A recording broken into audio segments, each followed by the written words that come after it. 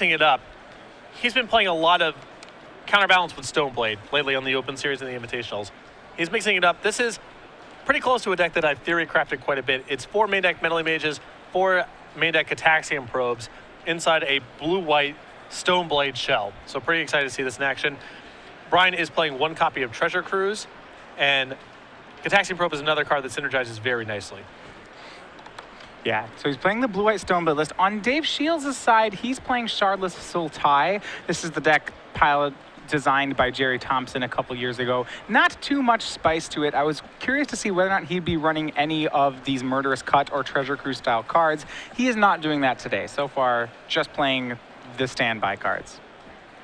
Meddling Mage Cataxian Probe is just, makes me so happy.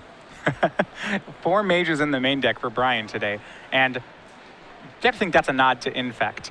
We'll start here, a Cataxian Probe from Brian. It's on the draw. Dave had a turn 1 Deathrite Shaman. It was a 4-land hand. The other 2 cards are Toxic Deluge and Jace the Mind Sculptor. Also 4 Snapcaster Mages in the main deck. So Brian, even though this is a blue-white Stoneblade shell, something we typically associate with, being a controlling deck, it's a much more aggressive approach to the deck. As is his style when Brian's played Miracles or played Stoneblade or even Esper Control in Standard, Brian likes to put a heavy amount of tap-out threat elements in his control decks. Not, definitely the opposite school of, say, a Reed Duke or a Joe Lissette. Absolutely. Likes to be a little bit more proactive. Some of that is, I think, a concession to trying to win in time. Also can help some of your mid-range matchups where they can play against Counterbalance to have a backup plan. Yeah, Dave's draw for the turn was Ancestral Visions. If you don't want to draw 3 with Treasure Cruise, you can always go back to the old standby here of Visions. And Ponder on Brian's side. It is interesting with your control mages you see on the SCG circuit, you do have these different sides. Your Brian Braun-Duins and Shaheen Saranis, for example, they play control, but they do it with their own spells, whereas, like I said, the Lissettes, Reed Dukes counter their opponent's things. And I've always liked the second school, at least with counterbalance strategies, because it just feels like playing to the board when your deck is so good at ignoring the board doesn't make that much sense to me. That said, Brian and Shaheen have both done a lot of winning with those strategies. And Brian ponders, plays a fetch land, and passes the turn back. He did Swords to Plowshares that Deathrite Shaman, so he left Dave with a hand of Toxic Deluge, Jace, and some lands. The Ancestral Visions off the top was very powerful for Dave here, and his next draw was pretty excellent too. He drew a Brainstorm for the turn, which will let him get rid of some of these cards like Deluge that won't be very good here. Although Deluge is better against Brian's build, if Dave is working under the impression that Brian's playing his blue-white Stoneforge Counterbalance deck, he'll be very fast to shuffle away that Deluge, but Brian's list is 4 Stoneforge, 4 Snapcaster, 4 Meddling Mage, 2 True Name Nemesis. More threats than Brian typically plays. And we will see that Brainstorm. This is before the land drop for Dave. So if you're Brian here, you still actually have perfect information on Dave's hand, at least right now. The Visions and the Brainstorm are his 2 draws. That information is going to go away because of this Brainstorm. Brainstorm does certainly make the known information less known as he gets to put any 2 cards back and shuffle them away. Though I think Brian can pretty safely assume that if Dave shuffles his deck with a fetch land here, that the Deluge is going away and the Jace is staying in hand. Exactly. So doesn't know for sure exactly what Dave's hand looks like, but of the cards he initially saw, he probably has a good idea of what's there and what isn't. And this is one of those situations where Brainstorm starts looking a lot like Ancestral Recall. Yeah. Another fetch land for Dave. He's going to crack that. Both players here just setting up. Now, these Shardless decks, I've always referred to as grinding decks. They are really operating on the philosophy of numbers. 2 for 1, 2 for 1, 2 for 1, and eventually your opponent has no cards, and you still have cards. Mm-hmm. And actually, it's good enough at doing that some of these control style decks, like Blue-White, Stoneblade, or Miracles, have to be forced into an aggressive role in the matchup. I think there's 2 ways to beat Shardless Bug reliably. You can try to completely overpower them. They don't have a lot of action for the combo matchups because of Shardless Agent, they can't play soft counters, and their clock isn't particularly fast. So combo decks, I think, are a pretty good way of attacking the deck, or by being extremely fast and non-interactive. So decks like Infect, Burn, those can generally be good against Shardless Bug. But if you're playing to the board and you're playing your own sort of fair game like Brian is right now, this is not the matchup you want to see. And this is a nod why you start seeing cards like True Name Nemesis, I would think, right? If you can't fight fair of just playing threats and trying to play to the board against Shardless, then what you hope to do is play some card that they simply can't answer, like True Name Nemesis. For sure. Deathrite Shaman was the play for Shiels, played that after his Brainstorm. Brian will now make his first action, and this is going to be a Stoneforge Mystic. Played it after a Brainstorm, so he'll be tapped out here in the face of a possible 4 mana from Dave. And 3 pieces of equipment in Brian's deck. He has a Batterskull, an Umazaz Jite, and a main deck Sword of Fire and Ice to complement his more aggressive creature package. That's something, the Sword is something you normally see in a sideboard. Normally you just see the Jite and Batterskull main, but 3 pieces of equipment figures actually to be pretty good in this matchup. It's nice to have something where you can just get a generically aggressive card. Both Jite and Batterskull assume that your opponent cares about the board to some extent. Sword of Fire and Ice is good just for raw speed. And if we go back to turn 4, the draw for Dave was a Hymn to Turok, so he can start on the 2-for-1s train. At the same time, he does have an opportunity to just resolve Jace the Mind Sculptor, perhaps bounce that Stoneforge Mystic, and get himself very far ahead on the board. Well, the problem is that it's an attempt to resolve Jace, and Brian may be able to force it, at which point the Stoneforge Mystic becomes a huge problem. It's true. Dave can't fight back if it's a Force of Will. And if you're Dave in this situation, it sounds like you're just banking on Brian to have that Force of Will. Yeah, he's seen a lot of cards and hasn't really been up to very much. You can never be sure, but I don't think Dave could be surprised if it was in Brian's hand. Dave has done really nothing of note. Brian's gotten to see some cards with Ponder and Brainstorm. Yeah, Brian knows about the Jace and chose to tap out. That's certainly suspicious. And I would actually probably think that Brian has 2 Force of Wills plus blue cards. I would not put Brian on making this play behind just 1 Force. That could very well be the case. But yeah, the first Force seems like a shoo-in. The thing is, with Dave leading off with the Hymn is so anemic here because he might not even get anything of substance. Brian he's played only cantrips and a Swords to Plowshares. That, if you think of Stoneforge as a cantrip, Brian has a 6 or 7 card hand. Mm-hmm. Also, take a look at Brian's graveyard right now. How good would a Treasure Cruise be? Yeah, and this is what I want to point out. Dave was on the play, and he's on turn 4. So at the end of turn 3, Brian has already put 6 cards in his graveyard. So the pace of Legacy is 2 cards in the graveyard per turn right now. Mm-hmm. Which, if you think about that, discounting a Treasure Cruise is really not that difficult. And Dave will go for the Jace the Mind Sculptor, and here's Force of Will pitching a Brainstorm. Also, it puts a lot more pressure on people to be Deathrite Shamaning the right way. A lot of times, it doesn't really matter what graveyard you're removing out of. Most people default to removing out of their opponents because who knows, but sometimes people get sloppy with it. Now with these Delve cards, it's really important to be attacking your opponent's graveyard with Deathrite Shaman. Yeah, what I think is really interesting is the decks that are going to be playing Deathrite Shaman and these Delve cards at the same time. That level of resource management could be very relevant in decks. Absolutely. Visions ticks down to 1. Brian just untapped, did not play a 4th land, says go. That certainly hints at the end step Batterskull.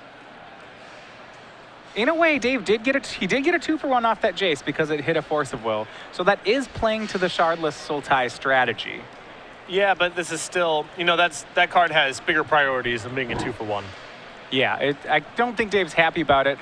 But when you think Jace is a 2-for-1, Hymn to Turok's probably a 2-for-1, Ancestral Visions that's going to come off suspend could be a 3-for-1. He is ahead in the numbers game. It's true. Unfortunately for him, one of the holes in the Shardless Sultai deck's armor is Batterskull specifically because it's outside of Abrupt Decay range. Right. The numbers game doesn't matter if you're taking hits of 4 damage in the face. Yeah. But I don't think he has another game plan, so right now it's going to be grinding on the Sultai side. Hymn to Turok from Dave. We'll see if it elicits a Brainstorm or a Force of Will from Brian. He could do either. It is touch and go whether or not he wants to Brainstorm here. He could also put the Batterskull into play in response. Yep. He would really not want the Batterskull to get hymned here. So he's going to Brainstorm in response, probably hiding the Batterskull. It is the alternate line of play that he has here, and I would imagine if he's Brainstorming with no Shuffler, that's the plan. If the Batterskull were to get hit by Hymn to Turok, then this 2-for-1, 2-for-1, 3-for-1 strategy from Shiels would be right on target. And Batterskull is a significant part of Brian's game plan. And once it gets hymned, it's gone forever. There's no way to reshuffle it. There's no second copy in the list. at least in the main deck. So it's a big problem if it goes away, because then Brian has to win with other things. And we see he's going to play the Brainstorm and then put Batterskull into play. So he did keep it in his hand. Now 2 of the cards will go. Cards randomly being determined here, so card 1, and then they renumber them so that he only has to roll once, and the other one.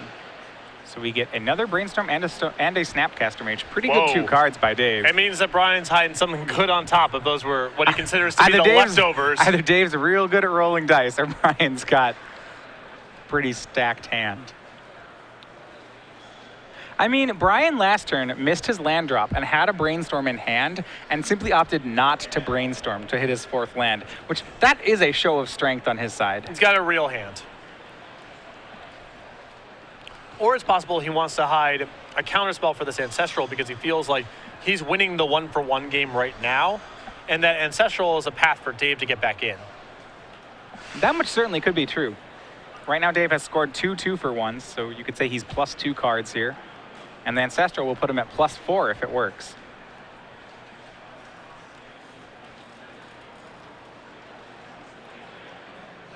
So Dave with the Deluge there. Willing to deluge away his own Deathrite Shaman just so he can take care of that Germ token and the Stoneforge. And he tries to go for the Ancestral Visions. The last 2 cards on Brian's hand were Force of Will plus blue card. Yeah, and it wouldn't surprise me if Brian did hide the Force of Will, giving up on the Snapcaster and the Brainstorm, as good as those cards are, because he didn't want that Ancestral to go off. Yeah, but even so, because it's Force of Will, the Visions isn't a 3-for-1, but it is a 2-for-1. He gets 2 more cards. Brian's out of cards, and Dave gets to cast Liliana on an empty board. So Brian knows right now if the top card of his deck is a land, whether or not he can bounce this Batterskull or not. And it appears that he can't. But it is a true name Nemesis. Not normally an excellent play in this matchup. The Liliana on the board does make it a little more awkward. But he can't hold it because otherwise Liliana pluses. So it's damned if you do, damned if you don't sort of situation. Right. It does put the Liliana down to 2, so she doesn't threaten ultimate nearly as quick. And now Brian left off, playing off the top of a deck with a Batterskull in play. Things look like they have gone according to plan for the Shardless Sultai deck. Especially now with Tarmogoyf in play. I mean, this whole game swung around. It looked like Brian had a pretty good control on this, but with Shiels with very good back-to-back draws. You're right. So normally, what you'd think his play would have been, or his line in the past, was to bounce the Batterskull, and then when he drew his 5th land, recast it. He'd have to time it so that Liliana couldn't get the Batterskull, and then use the Germ token to threaten Liliana. However, Tarmogoyf can block a 4/4. So the top deck from Brian will be Council's Judgment. He's going to get to exile something. This is pretty close. Yeah, is it the Tarmogoyf or the Liliana? I think it's the Tarmogoyf. Liliana he can play against if he draws a 5th land here. But this Tarmogoyf's going to kill him so fast, and for the time being, invalidates the Batterskull. There are arguments, yeah, to both. So he's going to go ahead and take the Liliana. The upshot of this is he has more ways to contain a Tarmogoyf than a Liliana. His true name Nemesis is a live draw. His Swords of Plowshares. Yeah, I think I like this line. A land is a live draw too. Even though the 4/4 can't fight with the Tarmogoyf, it can swing back and race the Tarmogoyf. And Dave sets up again in the card advantage game. His top draw was Ancestral Visions. This is an important turn for Brian, though. In order to race with the Batterskull, he needs to hit the 5th land on this turn. But it's still not even clear he gets to race exactly because he's in chump block mode. And he doesn't have enough mana to return to hand and replay in the same turn. It's the reason that I would have gotten the Tarmogoyf off the table. He has a lot of ways, it's kind of sideways ways to battle against the Liliana, but he doesn't have that many ways to straight up fight this Tarmogoyf. Yeah, you're right. The count on his mana here is just 1 off. He needed 1 more turn for this line to work. If he had an extra turn, he could play the Batterskull, chump the Tarmogoyf. Absolutely. And then go with it. It looks like Brian has scooped this game, and Dave is up 1-0. With Dave drawing the Creeping Tar Pit that turn and the 5th land that Brian drew being a Flooded Strand, he can no longer redeploy the Batterskull. He falls to 3, and the Creeping Tar Pit sweeps it up. So They were empty boarded there, and Dave drew very, very well in the intervening turns. A little bit better than Brian did, and on to game 2. Now we'll go ahead and look at some of the sideboard things they can do. As this is a fair deck from Shardless Sultai, how much do you like cards like him to Turok in this matchup? The 2-for-1 game seemed to be pretty good for Dave, but at the same time, that is a poor top deck in the matchup. Well, Brian is still going to have cards in his hand even fairly late in the game. It's tough to get him completely empty-handed. I think the hymns are great. I think the Force of Wills are poor in this matchup. Dave may want to leave in a few copies as protection against certain things like early Stoneforge Mystic, shooting Nemesis and so forth.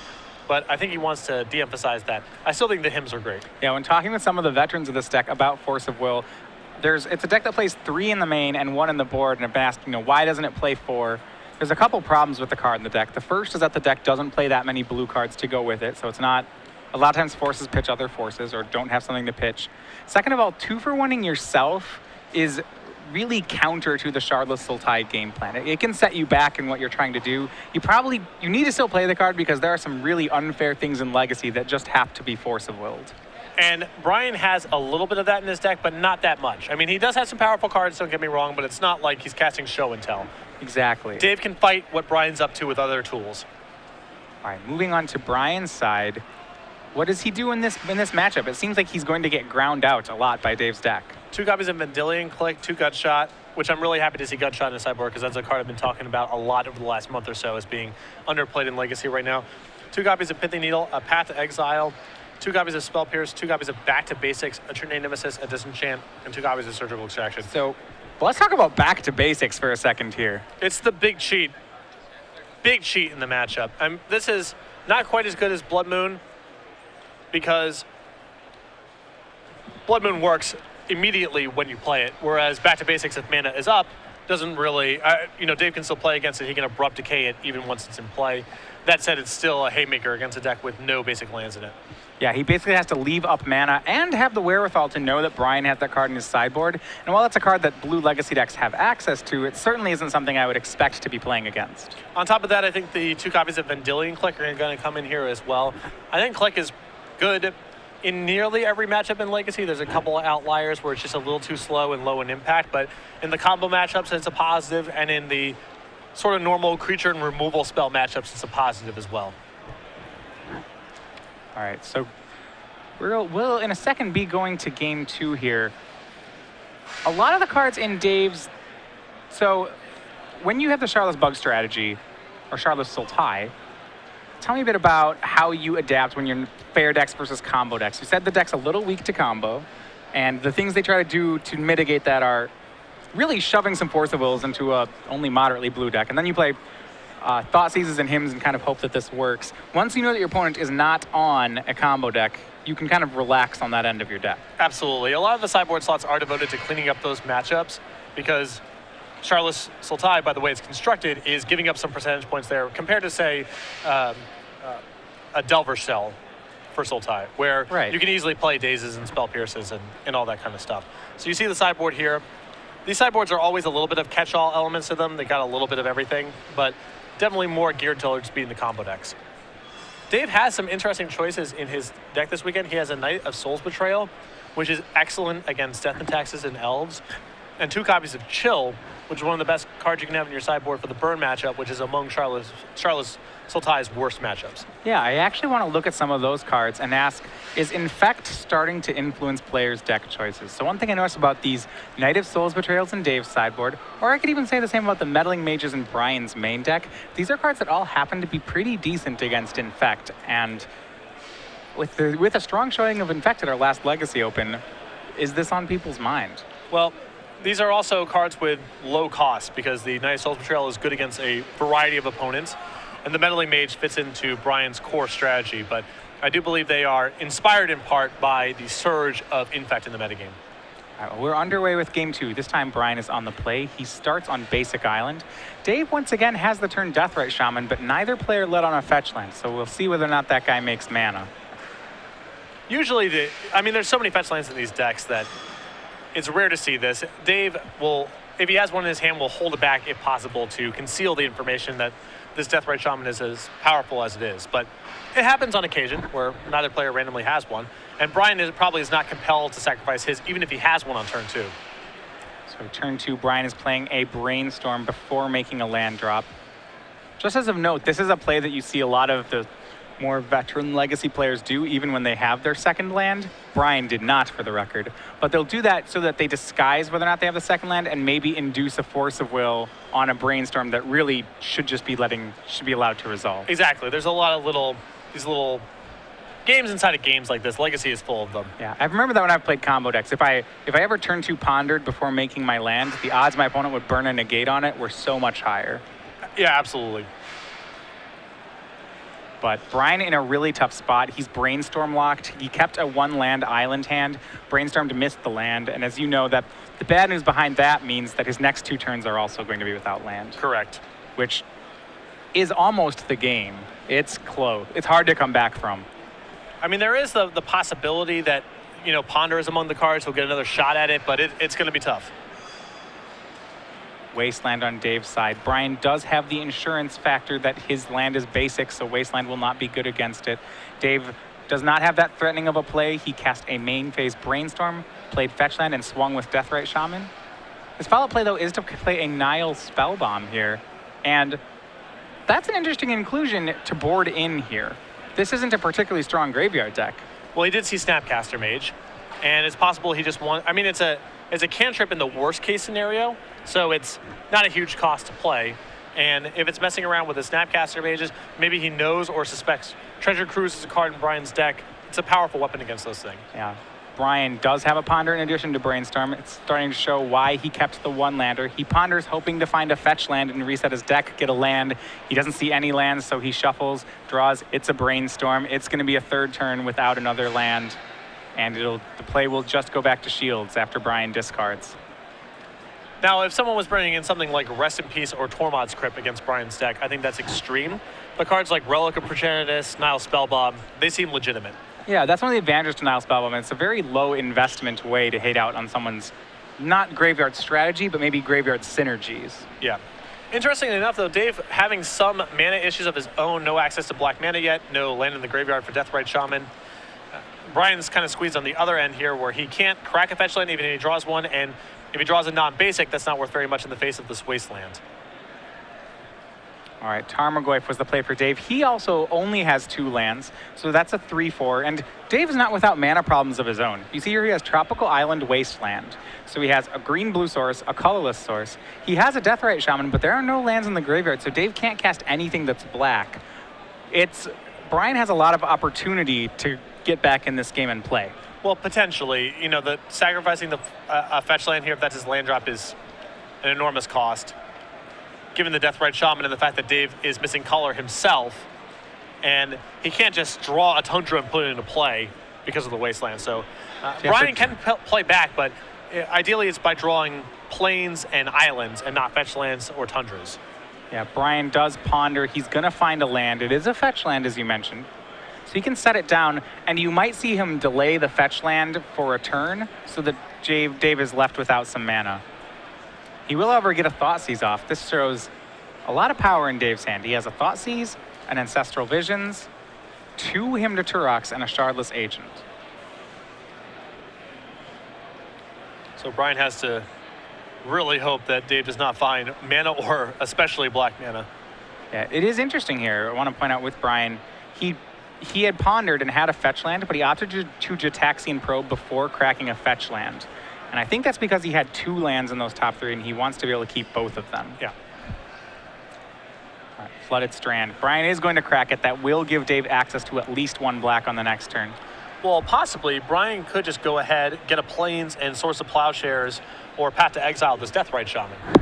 All right, yeah, continue on the mana strategy. That seems like a pretty sound play. He doesn't have to kill this Tarmogoyf right now. We can take a couple hits from it, so.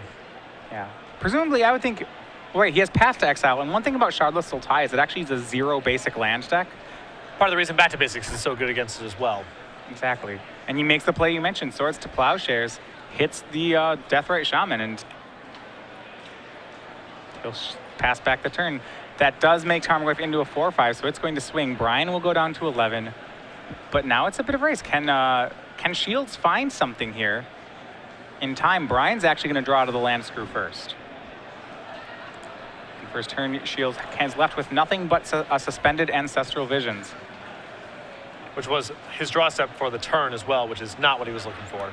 No, it means this actually could be relevant, though, because he's going to suspend one this turn and maybe have to suspend one next turn. And while Brian has mana on his side, and that's a really good thing, Brian doesn't have any pressure. So these Visions, we will probably see them come off suspend over the course of this game. They're not good, or not particularly good right now, but nearly any additional threat card is good, given the circumstances that Brian's in right now.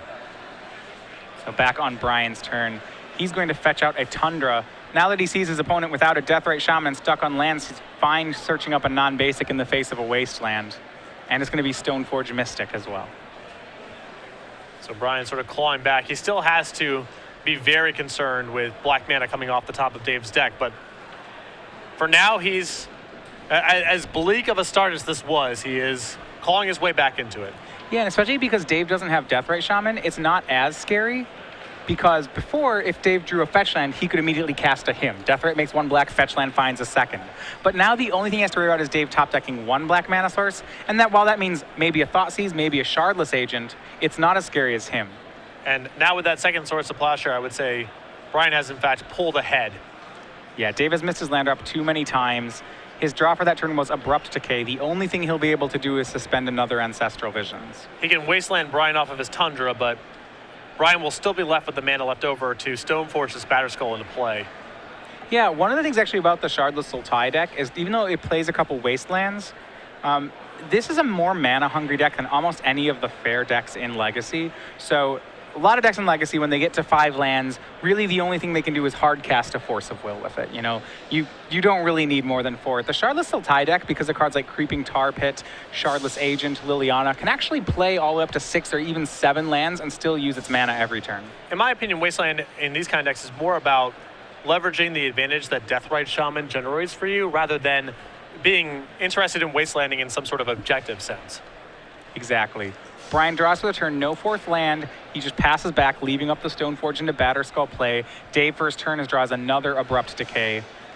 No help, he just has to pass, and here comes Batterskull. To be fair, on Dave's side, those Swords to Plowshares put Dave all the way up to 25, so he has some time, but things certainly have gotten bleak for him. For sure, and Batterskull is not the easiest permanent for him to get off the table. Still on Dave's end step. He's deciding now if he wants to waste the Tundra. Looks like he's going to. And how do you feel about that play? Well, it keeps him off of Shardless Agent potentially, but I don't even think if he draws a land next turn, that Shardless Agent would be the card he's looking to cast. It's Abrupt Decay or Thoughtseize? Something like that, yeah. So, and Brian's also still pinned on mana himself. You don't know what he could do with a 3rd mana, so it seems like it's probably better for Dave to Wasteland than to not, but he's not generating that big of an edge from it. And just to throw it out here, how good would a Treasure Cruise be on Brian's side right now? It'd be pretty good. Treasure Cruise would be pretty good. We get another look at Dave's hand. We knew about the Thoughtseize, him, and Shardless Agent from a while ago. He now learns that he has added 2 Abrupt Decays to his hand. Brian feeling pretty safe in his own life total, willing to go to 8 there. Well, he's about to make some of it up. Yep. It's almost like he has a 4/4 lifelinker in play. I feel pretty comfortable going down 2. Pithing Needle looking like the play for Brian. You have to think it's going to name Nile Spellbomb or maybe Liliana. I mean, Liliana it's not in Dave's hand, nor is he even close to casting it. I would just name the Nile Spellbomb. Cut him off the cantrip while he can't really do anything. I mean, this is normally boarded in to name Liliana or Jace. Yeah. But given the situation, we'll see what it names here. Dave contemplating whether or not he wants to just Tormod's Crypt Brian in response to the Needle. The answer is yes. Because Brian knows about Dave's hand and there's not even anything close to a legitimate target for Pithing Needle in his hand, or even forthcoming off of the top of his deck realistically, you might as well get the graveyard because that's what Brian's going to name, Well, it's interesting. It puts him in a pinch, right? Because now that Dave's got the graveyard in response, it gave Brian the freedom to name Liliana of the Veil, which is what he did here. If Dave doesn't hit the graveyard, then he'll probably name Nile Spellbomb. So Brian gets to have the best of both worlds. He gets the card draw off of Nile Spellbomb and gets to needle Liliana of the Veil. Yeah. And end step Brain here, or main phase Brainstorm here from Brian. That was a main phase Pithing Needle, of course. And a 5-point swing will put Dave back down to 20. Brian lifelinks his way to 12. Tarmogoyf is the draw for Dave Shiels. No help there. It's up to a 7-card hand. Next turn, he'll get to draw 3 off these visions, but he is getting farther and farther behind. But as you mentioned, a little bit of light to play with. And if these Tarmogoyfs the Tarmogoyf can stick, for example, well, that's a blocker that can stay in front of the Batterskull token, and maybe he can start drawing out of it. Yeah, it's one of the worries for Dave is that Brian's probably going to force a will the first Ancestral Visions here, where he has to expect some sort of counter fight over this. And Brian knows that even though Dave has 7 cards, that Dave has no blue cards to fight a counter war with. It's all black in his hand. Right. So 5 more damage pushes Dave down to 15. And it'll be True Name Nemesis added to Brian's board. Brian just playing all the sort of trump cards here.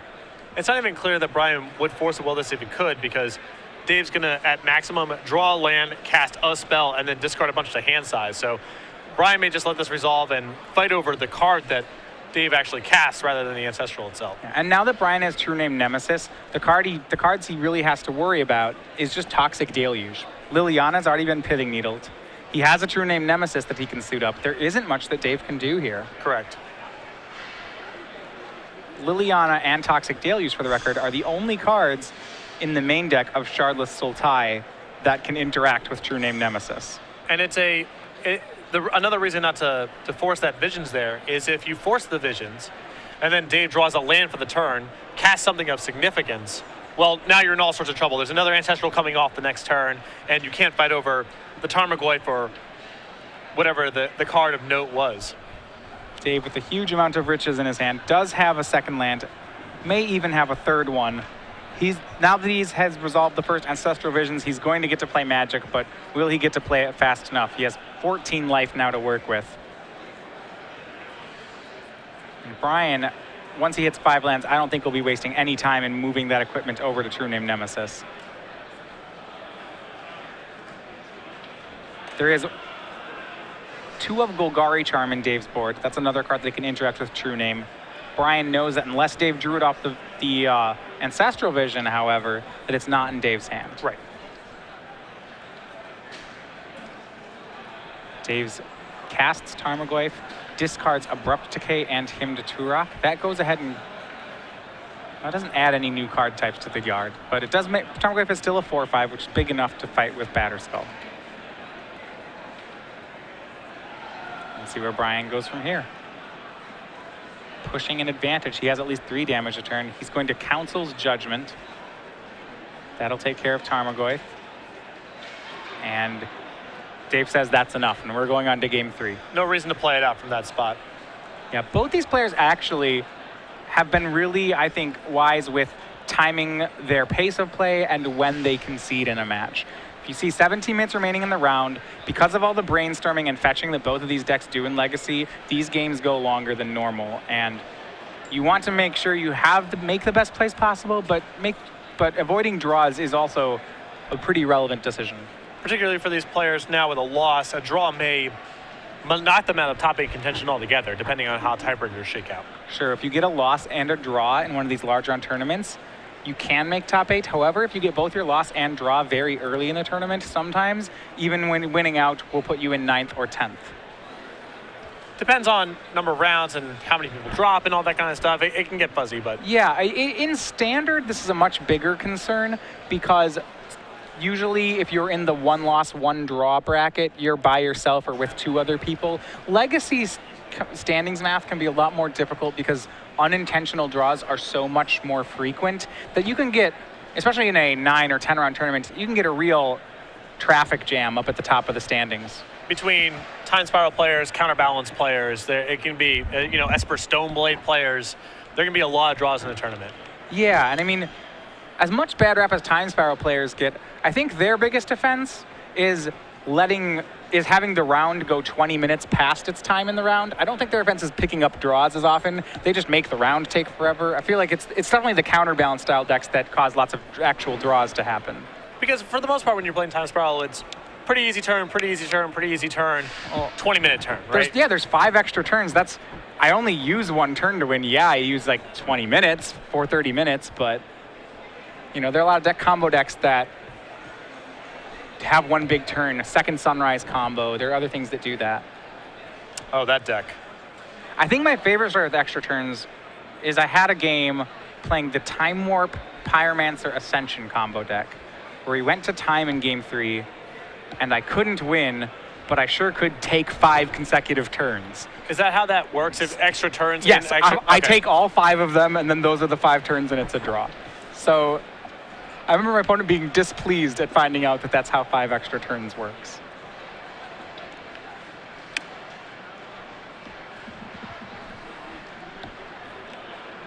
Yeah, it's not alternating turns. It's just 5 total. Sure. We count out 5. We count to 5. There's no specifications on how we have to count to 5. All right, on to game 3 here. This is Dave Shiels and Brian Braun-Duin. Shardless Sultai on Shiels' side versus a blue-white Stoneblade from Brian. Dave will be on the play game 3 as he was in game 1. Brian, remember that second game, got stuck on single island for quite a long time before clawing his way back in. Dave, for as good as his opening was stuck his own way, too. He had a Deathrite Shaman, but no fetch land ever really showed up. He had a Wasteland, which didn't produce colored mana, and his hand was all black spells. So as much as we were sort of commenting on the struggles Brian was having with his lands, Dave's were almost as pronounced. All right, Deathrite Shaman, the turn 1 play for Dave. 3rd game in a row that he has it. This time Brian has a very good answer. He has the Pithing Needle on turn 1, reducing Dave's Deathrite to just a lowly Squire. A Woodland Druid. Woodland Druid. He's a 1/2 elf for 1. I don't know if he's an elf. He might be a human, but it is green. If he's a Woodland Druid, there's a good chance that guy's an elf. Might be an elf. He sounds like an elf. Don't Druids tap for mana, though? Not this one. Okay. Just tap to beat down. All right. And a Thoughtseizer and Dave Shiels on turn 2. He's going to get to see what he's up against. It's lands 2, 3, 4. It's Ponder, Snapcaster, Stoneforge. Pretty good hand on Brian's side. Pretty solid, unless there's something really specific going on. I would imagine the Stoneforge Mystic is being taken out of this hand, but we'll find soon enough. Indeed, you are right. That's what hits the bin. Leaves Brian with a Snapcaster and a Ponder, so no real action, but certainly the means to find different cards. Stoneforge Mystic, enemy number 1, I feel like, from Dave's side of the matchup. Because Battered Skull is a complicated card for him to answer. Yeah, you could say it's like enemy 1.5, right? Battered Skull's enemy number 1, and Stoneforge is the little jerk that brings it to the table. Right. Ponder, and then a fetch land laid by Brian. So we go back over to Shiels' side. He played a fetch land after the Thoughtseize on turn 2. So now he'll get to make a 3-mana play if he has the land for it. I don't believe he does. He does have a Shardless Agent. And so he'll brainstorm to go looking for that land. And Dave has been less than fortunate today in hitting his land drops. It's true. Also noteworthy here is that Dave has left in at least a few of his Force of Wills, perhaps, at least 2 in his hand right now. We know he has access to 4 in the list, so I'm curious how many he's ultimately playing with. Yeah, a little surprised to see those post-board, as there aren't too many trumps that Brian can resolve. The good news is, though, while Dave is stuck on 2 lands like he was last game, this time he has a lot more interaction. He's going to still be able to Thoughtseize again on this turn. He can leave 1 or 2 Force of Wills in his hand if he wants to. He's not going to sit defenseless with black cards in his hand like he did last game. He's got some play to him, for sure. And we'll see. He has a Thoughtseize and an Ancestral Visions. I'll be interested to see which one he wants to make on this turn. Well, because he's shuffling away the 2 copies of Force of Will, I would imagine that he's getting a Tropical here, suspending the Ancestral, and then looking for help with the Brainstorm next turn unless he finds something good to tap out for, like a Tarmogoyf. Yeah, there's actually good reason to believe also that when Brian pondered, he probably left his good card next from the top. So it's a good chance that all this Thoughtseize would take would be a Snapcaster Mage, and that's not a particularly good prize for a Thoughtseize. You'd really hope to get something like a Jace. Looks like Dave is electing not to suspend the Ancestral this turn and instead Brainstorm. So he's brainstorming a second time, puts a high priority on finding that land. If he finds the land, then he can do all of the above. It certainly is the highest reward play, but it looks like while it was the highest reward, it was also the highest risk as Dave misses again on land number 3. Well, he hits, but it's not a color. Oh, kind of hit. It's kind of hit, right? It's not a colored land to do that Visions or Thoughtseize play. Right. And also importantly, it doesn't reset the top of his deck, so he's going to be drawing that Thoughtseize and Visions over the next couple turns. Which is part of the reason that I think I might have erred towards just suspending the Visions this turn. The upside of hitting what you're looking for there, you have to find a land that turn that probably generates black mana, so you can cast the Thoughtseize. That's the real prize there. And it just feels that's less likely to happen, versus the safe play of suspending the Ancestral and then next turn firing off and finding what you're looking for. Yeah, Legacy's kind of an interesting beast that way. A lot of times when you see what looks to be a control mirror here, I'd put a really high premium on making all my land drops. And I think that still is the strategy that Dave went with. He really wanted to hit land 3. But you are right, because the disruption is so potent and so cheap that you can miss land drops in these kind of matchups and still be okay. Brian lays land number 3 and passes. Did Brainstorm to set up this fetch land. So Brian's content to sit back and improve his hand. But Dave's going to start the grinding game here. It is Shardless Agent cascading into Ancestral Visions. Dave beautifully set this one up off the Brainstorm so that he knew that this cascade would happen. And this is sure to get a response from Brian. For sure.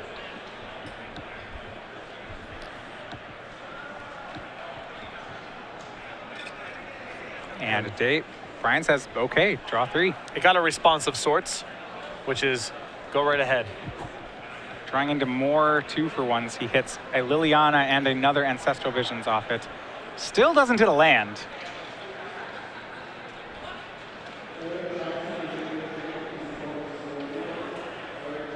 And Brian's going to fetch here. Remember, he had shaped the top of his deck with a Brainstorm, so the fetch was expected. Finds a 3rd basic to keep himself wasteland proof.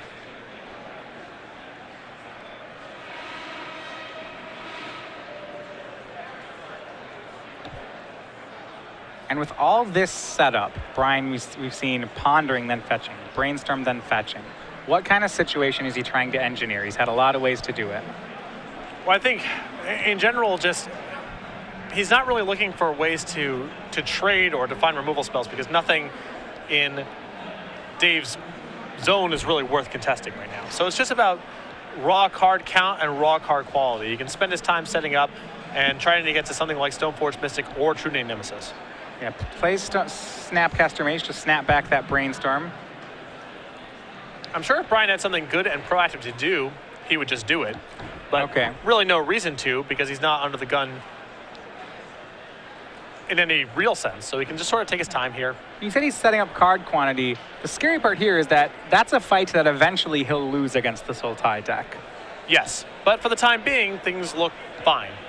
All right, so he goes and plays Brainstorm, draws 3, puts 2 back, plays a fetch land, cracks it, and is casting Ponder on main phase here. He can only fight over what he can fight over, and he hasn't really found the opportunity to land something of significance, and he's not under a lot of pressure. So there's nothing proactive for him to do, and there's nothing that warrants a reactive play, so you might as well just brainstorm and cantrip and set something up.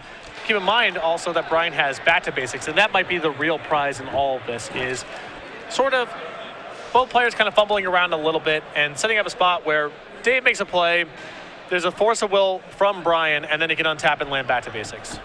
Yeah, and that is kind of a trump card when you start thinking about what he could set up for.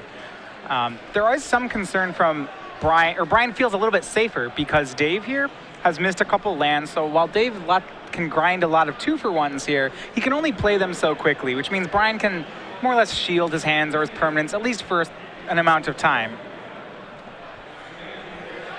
Yeah, and you see this back to basics, remember, that's every land in Shiels' deck. So if he can land one of these, especially when Dave is tapped out, that could be a near game over play. And it's not an expected card is another part of this too. It's rare that you see back to basics in these blue-white lists. So Dave may be thinking the game's relatively, there's no trump coming from Brian that it's safe to tap out, when in reality, he could get locked out of the game entirely. Dave's going to thought seize. He sees Brian's holdings of a True Name Nemesis, a Ponder, a Snapcaster Mage, a Force of Will, and land number 5. It's not to say that Dave can't win with it. What he has to do after back to basics is cast, is draw 2 more lands, make sure that one's black, one's green, and then Abrupt Decay it. Yeah. But even then, that buys Brian 2, 3, maybe 4 turns. Quite a bit of time. And as we saw in game 2, the mana base of Dave's deck not always the smoothest. Over on Shiels' side, he has hit land 4. This is a Polluted Delta. And he has a grip ready to fight here. We see Abrupt Decay, Brainstorm, Ancestral Visions, Liliana, among others. I believe a full 6-card hand. See what he does post Thoughtseize. He's going to start by fetching. Can't make Liliana yet this turn, but has solidified his mana base. 2 sources in every color.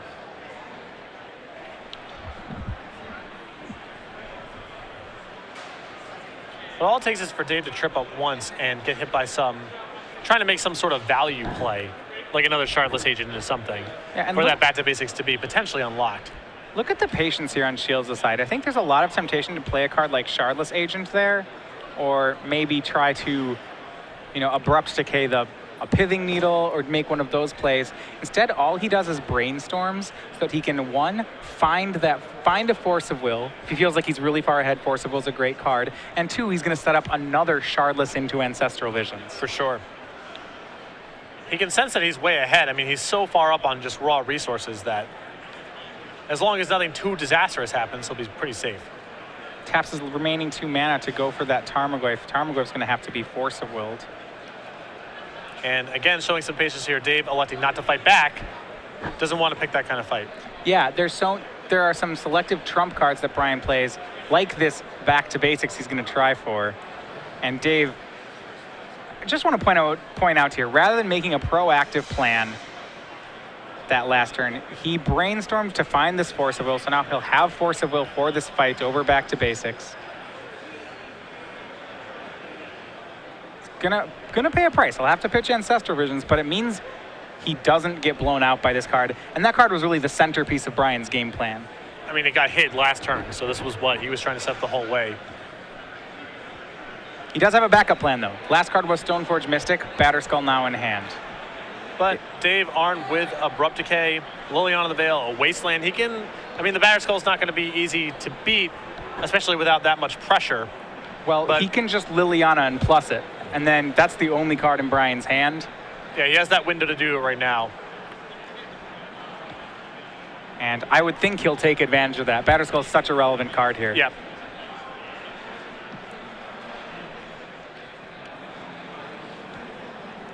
I mean, it's tough because the cards in Dave's hand are also valuable, but it seems like getting this out of the way, that's Brian's big trump in this matchup. And you see there Dave casting Liliana, deciding what mana to leave up.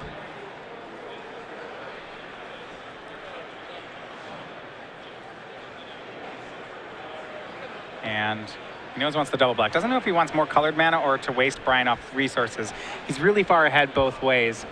Opting to Wasteland here is a show of strength from Dave. I'm not a huge fan of using the Wasteland in this spot because once the Batterskull is gone out of Brian's deck, there's not really anything he can do with a 5th mana. And Dave, with all the resources that he has available has much more to do even with a colorless land than Brian does with that Tundra. Dave's going to go ahead and play another land, waste Brian off the Tundra. Dave's discard was the Abrupt Decay off the Liliana, so he got the Batterskull. His remaining card is Shardless Agent, and that's going to be the card that's going to get him more resources with which to win the game. We're back to Brian, now playing off the top of his deck against a Liliana. The grind has happened here, and Brian ended up on the wrong side of it.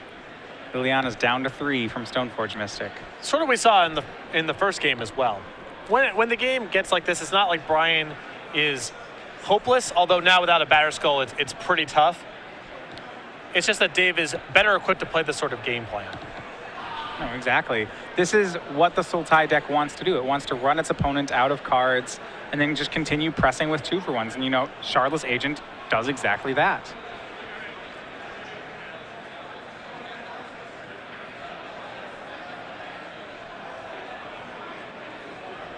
And Shardless Agent is the play from Dave, and it's into Ancestral Visions. It's 3 more, and that should just about bury this. You see a sea of cards now in Dave's hand to Brian's top deck. Ancestral is the splashiest draw there, but a lot of them are just fine, you know? Yeah, and so this Tarmogoyf that he drew off Ancestral Visions, if that's what he cascaded into, it would be almost as backbreaking. Exactly. I mean, he'll take the 2 free cards, don't get me wrong. Who would turn it down? Right. But the Goyf is probably good enough. Liliana edicts away the Stoneforge Mystic, leaving Brian with just 4 basics and a needle. He plays a fetch land. That'll be it for the turn. And now Dave has him on what is likely a 2-turn clock. He's going to brainstorm, just continuing to... Oh, sure. Shardless Agent and Ancestral, no big. Yeah. So that'll be the 3rd time he's done that number this game? Yeah, that's about right. Okay. Resolving 3 Ancestral Visions, none of which he had to unsuspend. That's good. That's efficient. Yeah, I mean, that's how you want to cast the card in the deck. Dave showing us that as he draws 3 cards for the 3rd time. Counting his... Yep, that is all of them. And there's an enchantment and an artifact in that graveyard, so I think we might be looking at a 6-7. I believe so. There's no Planeswalkers in the graveyard. It's a healthy size. And no tribal, so it's 6-7. When you start counting Tarmogoyf's size by exemption, that's when you know that it's going to be big. It's hit the tipping point of... Yeah, we're going to count what's not there. He's plussing Liliana on an empty hand. Here's a swing for 8. Brian's put down to 3. And Creeping Tar Pit conveniently does 3. Brian will draw the top card, and that will be the match for Dave Shiels. So with a minute remaining, Dave finishes it in the regulation time. 2-1, defeats Braun-Duin, and moves up to 4-1. Not